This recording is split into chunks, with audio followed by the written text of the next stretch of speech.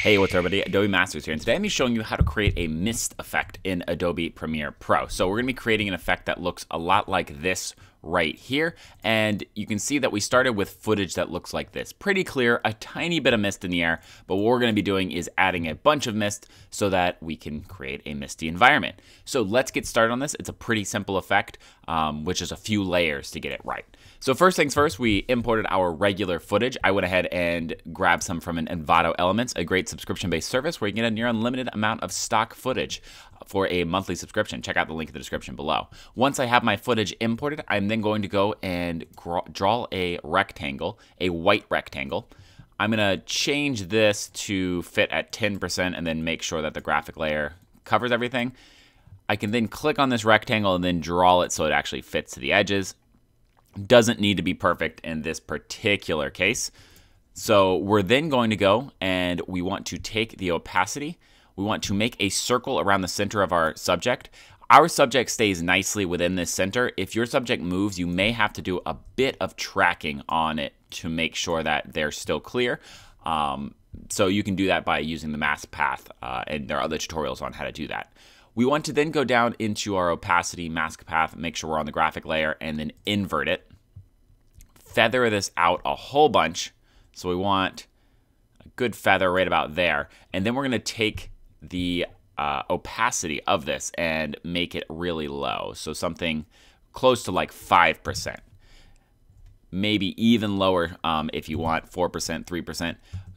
As you can see, that adds a lot of mist. So like we can keep going lower down until we find it appropriate, maybe even 2% in this case. It's just going to add a tiny bit of glaze to it. And the reason that, again, this is working is because our subject is in the foreground and they are clear, and then the background is basically becoming misty, which is how mist would work. Now we need to get those highlights working. So I'm going to take this footage right here, clicking on it, and I'm going to hold the Option or the Alt key, click, and then drag up to duplicate that footage.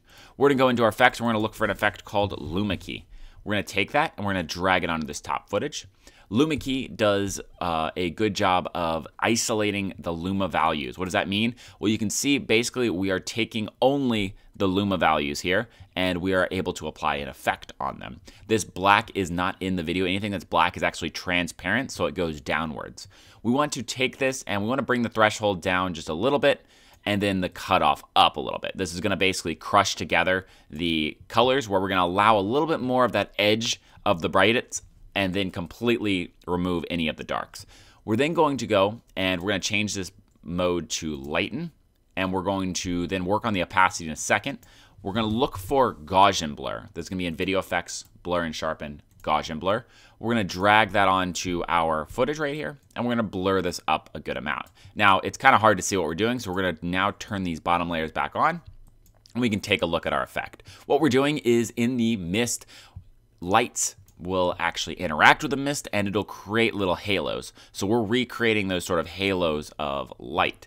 And now you can see we have a good glow effect. It looks really neat on something like the Ferris wheel over here.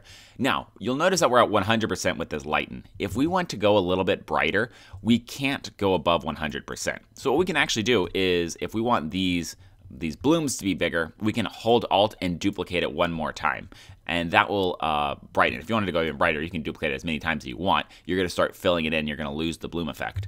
But what's great is on this second one, we can then adjust the opacity, and now we sort of have a transition from 0 to 100 is this one, and then this is 100 to 200, and we have the ability to sort of add just a little bit more, which I think looks good on this scene. So now we have created a nice mist effect. It looks like a misty night down on the pier instead of the original footage, which is just a tiny bit of mist. Adds a lot more atmosphere and character to the shot.